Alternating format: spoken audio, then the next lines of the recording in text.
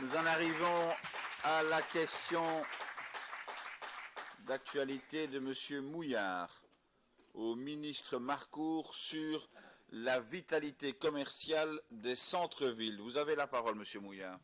Merci, Monsieur le Président, chers collègues. Monsieur le ministre, l'ULG vient de sortir une étude sur la vitalité des centres-villes en termes commerciaux. Et ce que l'on apprend, mais on le savait, mais ça le confirme très certainement, c'est que lorsque les complexes commerciaux qui se multiplient en périphérie ne sont pas complémentaires à l'offre du centre-ville ou sont trop éloignés du centre-ville, eh ben, ça pose problème et ça vide les centres-villes. Et si les centres-villes se vident de leur commerce, puis ce sont les services qui suivent et ils vont également s'installer en périphérie, et ces centres-villes n'ont plus leur multifonctionnalité et ça pose réellement un problème. Puis-je vous inviter à écouter M. Mouillard, s'il vous plaît, voilà. parce que... Ça pose réellement un problème. Je pensais que j'avais fait quelque chose de mal. Pour une fois, ce n'est pas de ma faute. Le président ne s'en prend pas à moi, il s'en prend à vous. et donc, ça pose réellement un gros problème pour ces centres-villes et l'étude le montre très réellement. L'e-commerce n'arrange évidemment rien et nous allons commencer à connaître ce que, par exemple, les États-Unis connaissent déjà depuis de nombreuses années, c'est-à-dire qu'après les friches industrielles, nous allons connaître les friches commerciales. Et à certains endroits, ça devient déjà une réalité. Alors, nous avons, en début de législature, voté le décret relatif aux implantations commerciales et il y a les fameux 4 grands critères qui définissent la voie à suivre, mais je ne suis vraiment plus sûr que ça suffit. J'ai bien entendu et lu que vous vouliez ouvrir les cordons de la bourse pour le petit commerce. Il est grand temps, Monsieur le ministre, depuis le temps que je vous le dis, puisque le plan Marshall, évidemment, n'a jamais rien fait pour le petit commerce. Et donc, ce que j'aimerais savoir aujourd'hui, Monsieur le ministre, puisque les choses sont de plus en plus évidentes, que comptez-vous faire? Qu'est-ce que le gouvernement wallon compte faire pour endiguer ce phénomène d'exode commercial des centres-villes qui devient plus que préoccupant? Je vous remercie. Merci, Monsieur Mouillard. La réponse revient au ministre de l'économie Jean-Claude Marcourt et il dispose bien entendu de 2 minutes, après quoi, Monsieur Mouillard, vous pourrez réagir ou le réinterroger et le ministre, si besoin, complétera sa réponse.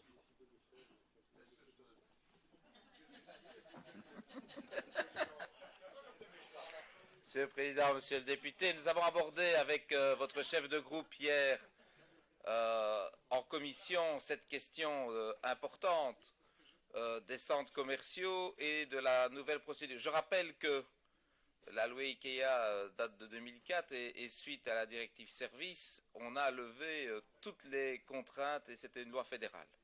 Je ne dis pas que la loi, le décret que nous avons pris est parfait, il est plutôt en constitution puisque j'ai relancé 2 appels pour faire des études complémentaires justement sur le commerce. Je m'y étais engagé, vous vous en souviendrez, en commission. Et ce qu'il faut faire, et vous avez abordé ce problème très important du commerce de centre-ville, la concurrence de l'e-commerce est tout à fait fondamentale. Nous constatons, notamment dans le domaine textile, qu'environ 25% de la clientèle s'est détournée du commerce physique pour aller directement sur Internet.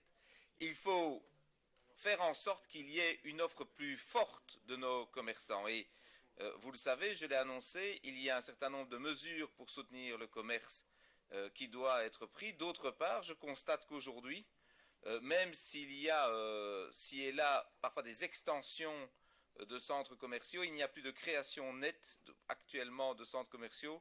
Avec M. Jolet, nous débattons à intervalles réguliers d'un centre, mais qui n'a pas encore vu le jour, donc nous verrons bien s'il y arrive ou pas. Mais la volonté est véritablement d'avoir une politique intégrée sur les centres commerciaux et de limiter ceux-ci. Je pense que le nouveau décret permet d'éviter ce que nous craignions dans l'ancien décret, c'est-à-dire une explosion notamment en Hainaut du nombre de centres commerciaux. On arrive à saturation aujourd'hui. C'est très très clair et l'étude faite par le CGFA le démontre. Et d'autre part, il faut soutenir le renouveau des villes. Avec Paul Furlan, nous travaillons à cela et de faire en sorte vraiment de soutenir, mais j'y viendrai avec des propositions devant le Conseil des ministres dès que le plan sera arrêté, pour soutenir le développement du commerce en centre-ville. Merci, Monsieur le ministre. Une réaction de Monsieur Mouillard. Merci, Monsieur le ministre, pour votre réponse. Donc, je répète que lorsque les centres-villes, les complexes commerciaux sont bien étudiés et quand ils proposent une offre complémentaire qui n'existe pas dans le centre-ville et qu'il se trouve réellement à proximité, je prendrai un exemple, dans ma commune, c'est le cas, une offre complémentaire commerciale s'est créée vraiment à côté du centre et avec des produits complémentaires, ça ne pose vraiment aucun problème. Ce qui pose vraiment problème, c'est cette multiplicité de méga-centres commerciaux en périphérie des villes et qui attire évidemment après tout le reste, comme je le disais également, les services. Mais Monsieur le ministre, depuis maintenant des années que nous parlons du sujet ensemble en commission, j'attire votre attention sur le fait que le petit commerce est le parent pauvre du plan Marshall. Il n'y a jamais eu une ligne dans le plan Marshall en ce qui concerne le petit commerce. Et finalement, aujourd'hui, vous nous annoncez que vous comptez venir avec des propositions au gouvernement, j'ai envie de vous dire, mais heureusement, il est grand temps, mais je pense qu'il aurait déjà fallu le faire depuis un certain temps, et j'attends maintenant avec plus qu'impatience de voir ce que vous allez bien pouvoir proposer à ce sujet, et au MR, nous y serons évidemment très attentifs. Merci, Monsieur le député.